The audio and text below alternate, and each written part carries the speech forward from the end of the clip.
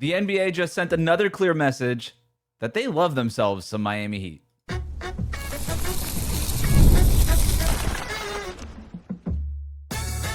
You are Locked On Heat, your daily Miami Heat podcast. Part of the Locked On Podcast Network. Your team every day.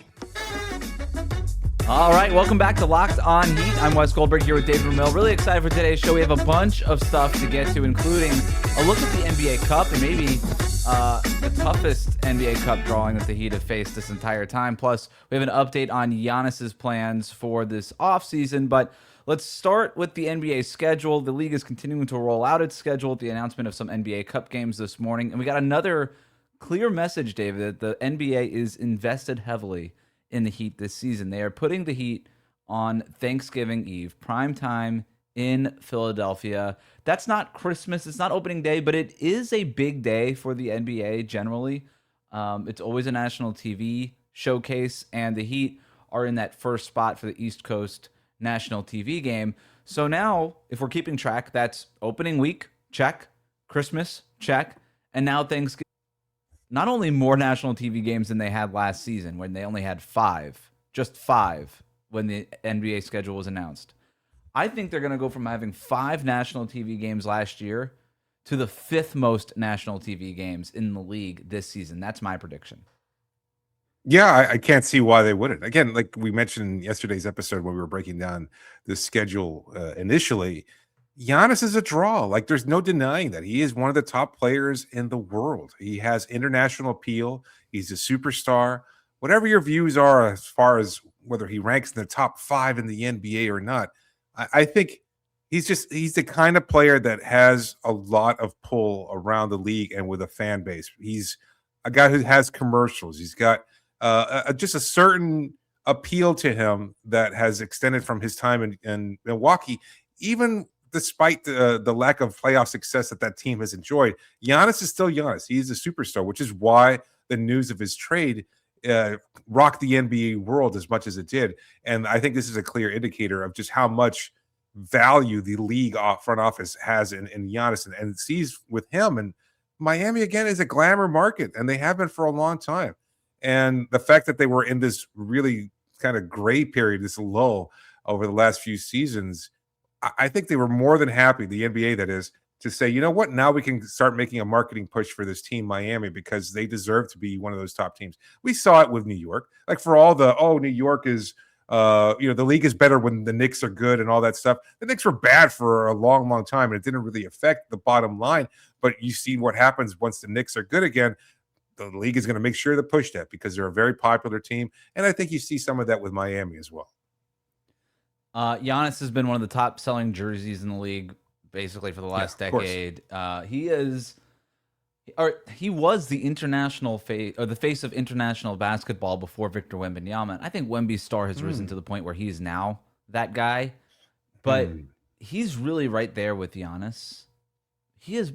I would even put Giannis over Jokic and Luka, right? Jokic doesn't really want it. Yeah. Jokic doesn't want Luka, maybe. But I still say Giannis is kind of a bigger deal than Luka overseas. Luka is a bigger deal in his country. Jokic is a bigger deal in his country. Giannis, like, overall, now Luka's getting the Lakers bump, right? That matters. And he also got a Dallas bump, right? Dallas was a bigger market than Milwaukee. So now that you have Giannis in a big market like Miami, what that's going to do for the Giannis brand nationally, internationally, I think is also a big part of all of this, right? Like, the Milwaukee Bucks weren't getting on a ton of national TV games because of Giannis, but there wasn't a whole lot of interest in the Bucks the last couple of years. This is fresh. This is new. It's a new market. Yeah. It's South Beach. It's Miami. It's sexy, right? Yep. Like, people say, hey, the league is in a better place, to your point. Like, when the Knicks are good, okay, maybe, like, whatever, we'll debate that, but it's New York City, right? New York City is a market that matters. It matters for everybody, for every business, for every sports league. New York is a market that matters. Los Angeles is a market that matters. Miami isn't New York, and it's not Los Angeles in terms of, capita and stuff like that. Like, it's not, as financially big as those places, but it does matter in the sense that people want to see it on TV. There's a reason why there's a lot of TV shows based in Miami, just like there is in Los Angeles and New York, right? You don't have TV shows based in Milwaukee. You know, people want to see Miami. What's sliding on their Laverne team. and Shirley and Happy Days? I mean, those are old sitcoms. I know. Maybe I'm dating myself. Was Happy Days in Milwaukee? Was that in Wisconsin? Yes, it was. Who knew? I don't think anybody knew that. Wow. But I think the Heat. I was doing the list, right? Because you look at opening day, opening week, and Christmas Day.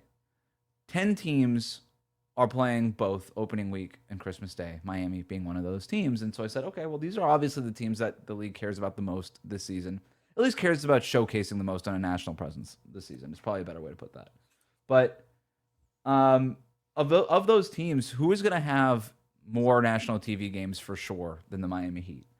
And I really couldn't come up with a long list. New York, obviously. The Lakers, obviously. The Lakers, they always have a ton. They always have a ton of national TV games. I thought about got Luka. They have Luka. I thought about putting the Warriors there, but I'm just not sure. Because I think everybody understands with Jimmy being out for the first half of the season that they're not going to be very good. Now they're still going to have their share of national TV games, but I'm not willing to sit here and be like they for sure will have more than the Miami Heat, right? I think for sure the Knicks, for sure the Lakers. I'm going to guess Philadelphia with LeBron James is going to have more than Miami. I feel pretty good about that. Yeah. San Antonio with Wemby, maybe. Feels like they'll not probably, necessarily. Maybe not necessarily. That's now we're starting to get iffy, right? Like San Antonio, Oklahoma City, even I don't know. No, I don't. Right? I don't think so. Not the Nuggets. OKC, definitely not the Nuggets. Again, it's weird because we're talking about national TV games in the United States, and so while those teams are led by international stars in Jokic, SGA differently, but still, there's just something. Like it just feels like Oklahoma City does not have that kind of cross-market appeal that they probably should have. It's just a town that just doesn't seem to have a kind of broader national appeal. It is such a small market, right? Like it's one thing to talk about like smaller markets. It's another thing that like when you're talking about Oklahoma City, you're talking about OKC, Memphis, New Orleans. OKC has had so much success, but in terms of market size, they're still so small. Even during the peak of the Spurs' success, that was not a team that was getting a lot of marketing from the league. But they weren't sexy the way that Wemby is, right? Wemby is got international appeal, the French 7'4" big man. I mean, he's leading Good Morning America segments, right? Tim Duncan was a better player, right? Like nobody doubts his credentials, top 10 player of all time. Right. But he wasn't leading Good Morning America segments. Your grandma wasn't asking you about Tim Duncan. You know what I mean? Like everybody's aunt, is asking like, what's with this Wemby guy? You know? Yeah. No questions at Thanksgiving. He's like, oh, that big fundamental sure is interesting. It's like, nobody's really right. Tell me more about his bank shot. Tell me more about his turnaround bank shot. You're like, wow, he hit that one grandma, again. It's really about the geometry of the game. I don't have time to explain it to you. So yeah, I'm very intrigued to see what the schedule looks like when it's released because I think Miami's going to go from literally 5 national TV games last year to I don't think that you're going to see 5 teams with more national TV games. I don't think you can discount just how important Miami is as a market either, and the fact that it's like a gateway to Central and South America. Yeah. You have Texas teams that certainly have that kind of appeal, maybe the LA teams. Although you don't see a lot of Clippers jerseys selling internationally, with the lack of success that they've had lately. And I just think a superstar and a city like Miami that gets as much international traffic as it does, especially from Central and South America, that's going to be a huge gateway to another market there. So I definitely think they're going to be marketing Miami very heavily and deservedly so. So the Miami Heat, we got some news about some of their NBA Cup dates. We already knew what the NBA Cup group stage was going to look like. But it turns out now, based off of some of these offseason moves, this NBA Cup might be rougher sledding than the Miami Heat thought when these groups were initially announced. We're going to talk about that, plus an update on what Giannis's plans are for the summer, all coming up next. Locked On Heat is brought to you by FanDuel. Baseball fans, if you think you know who's hitting a homer today, FanDuel is giving you a free chance to call your shot with daily dingers. It's easy to play. Just make your free pick for who you think will hit a home run in their game. If you're right, you will receive a profit boost to use on your next bet for a chance at extra winnings.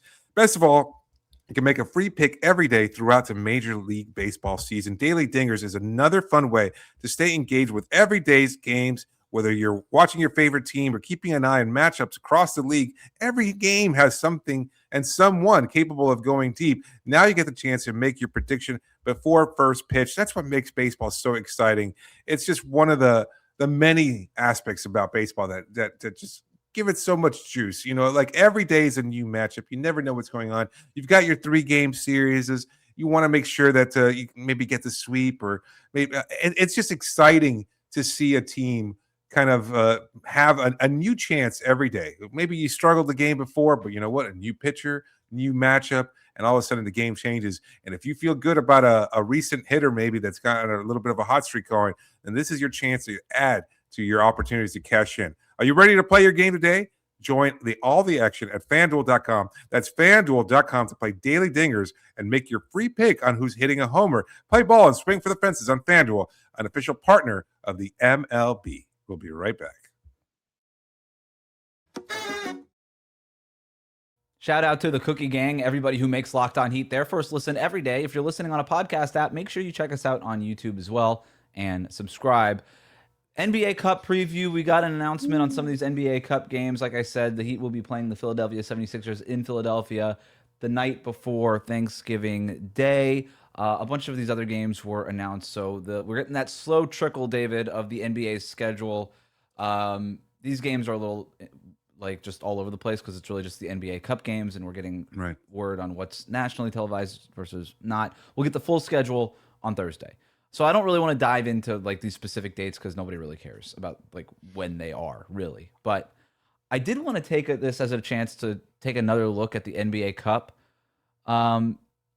The group stage, this was announced at the end of June. We haven't really talked about it.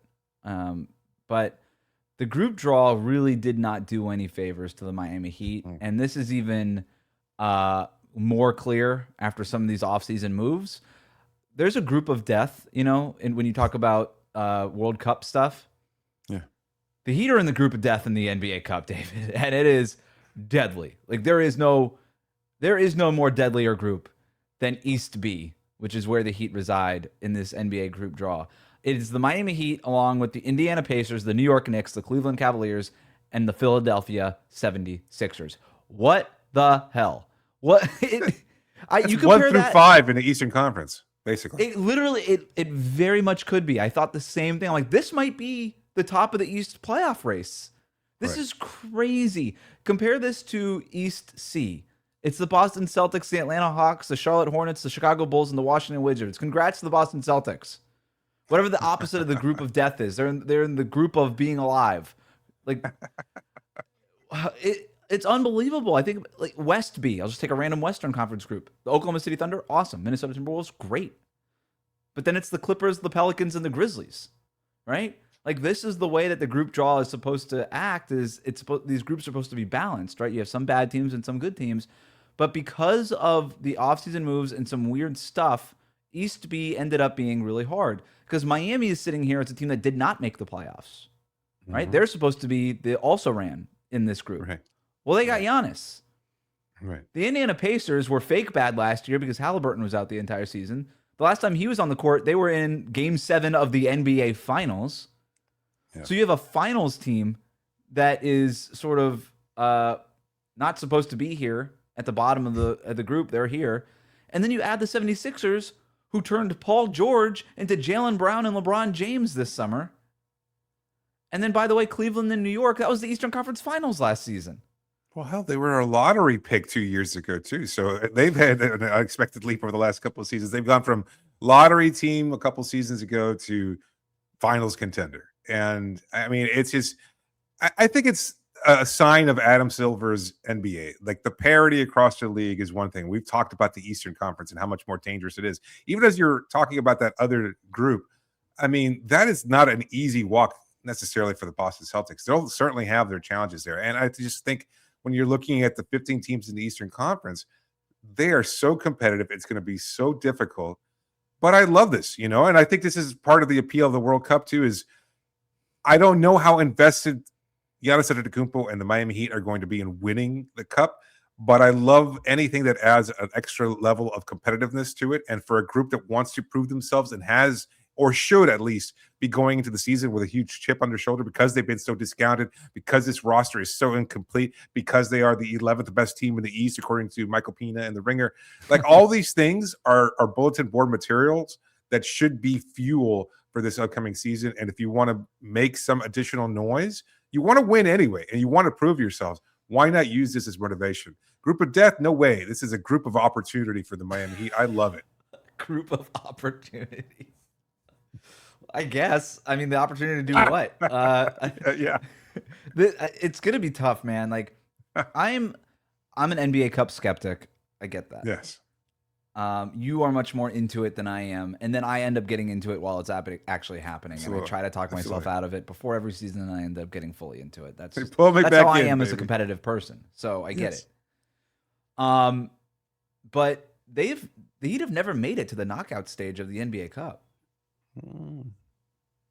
And this is, based on the draw, just the on-paper draw that they got, the hardest path they've ever had to making it to the knockout stage. By So, far. I mean, you got the defending champs in your group, the team that they beat in the Eastern Conference Finals, Right. a team that a lot of people are saying could be the Eastern Conference champs this year in the 76ers, and the team that was the Eastern Conference champs the last time they were healthy in the Indiana Pacers. This is not some sort of vast conspiracy. Like, that's not what I'm trying to say. Like, you look at, this is what happens when you have a draw. This is just what happens. And sometimes you get the short end of the straw, and he got the short straw in this one. Like, this is really tough. But also, so did the Knicks, so did the Cavs. Like, Knicks fans are like, hey, we just won the NBA Finals. We won the NBA Cup last year. Why are you giving us this group? Right. You know, so why, all the why teams are we, can basically why are we say the taking same on thing. Brooklyn, et cetera? You know, that's the idea. Well, you know what? It would have been a great conspiracy if somehow this had a 6 team and just throw in the regular season champs from last year in Detroit. Just like, hey, let's just put Detroit in that group as well. Let's see what happens. I mean, yeah, I don't know. It's just interesting. Look, how could you not be invested in the competitiveness of it? You know what? You want to prove yourself against the very best. You know, Erik Spoelstra, being the absolute sicko that he is like, yeah, find another way to get the Spurs in there too. Let's see who, let's make it happen, whatever it takes. He get loves Victor that chance. Wembanyama in there. We got Bam Adebayo. Whatever. We have some updates on Giannis's plans this summer. Good stuff for Miami, not so good for Greece. Coming up next.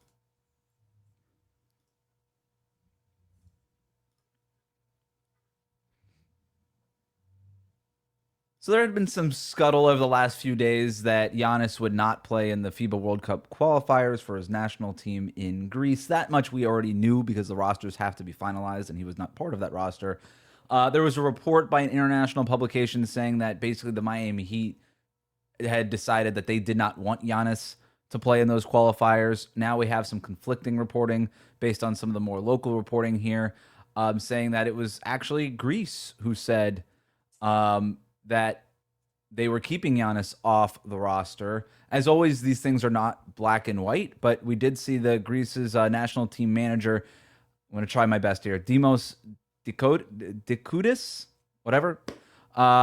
He actually explained the decision to keep Giannis off the roster, said that it was based on the physical risk of returning to competition after not playing in an NBA game since March due to some of his injuries last season. Anthony Chang of the Miami Herald reported that the Heat would have allowed Giannis to play for Greece had he wanted to, and had Greece wanted him on the team, according to a Miami Herald source there with the team. So I'm less interested in the reporting around this, right? Frankly, I don't very much care if it was Greece who decided not to have him, if it was the Heat who asked him not to participate.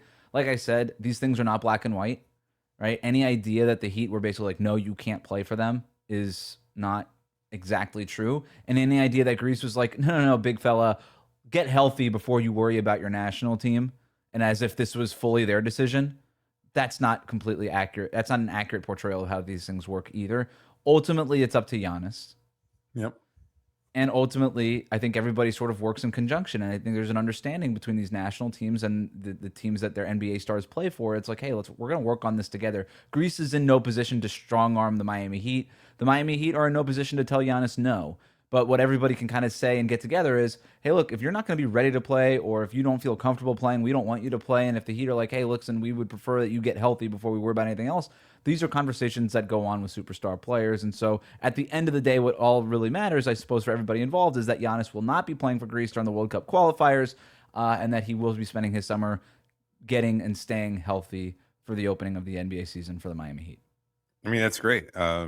I think it's fantastic that this is the final outcome, perhaps somewhat selfishly, but wanting to see Giannis be as healthy as possible during the NBA season certainly feels like the top priority, as it should. So I don't know. I was thinking about it. I want it to be some grand conspiracy or something like that, where, you know, maybe Miami had to like pay off the Greek national team to make that kind of statement or anything like that. Like, I don't know. It could get very complicated in that sense, but I don't think that's the case. We've seen Miami allow Goran Dragic to play for the Slovenian national team. They won the Eurobasket tournament not that long ago. So I think they've been perfectly comfortable with the idea of international players representing their country because they're all about that level of competition. But there seems to be a general agreement between the three parties involved here: Giannis, the Greek national team, and the Miami Heat, that maybe playing over the summer would lead to incurring additional injury. And, and that's not something that anybody wants. So I'm glad they reach an agreement. This all seems copacetic to me. And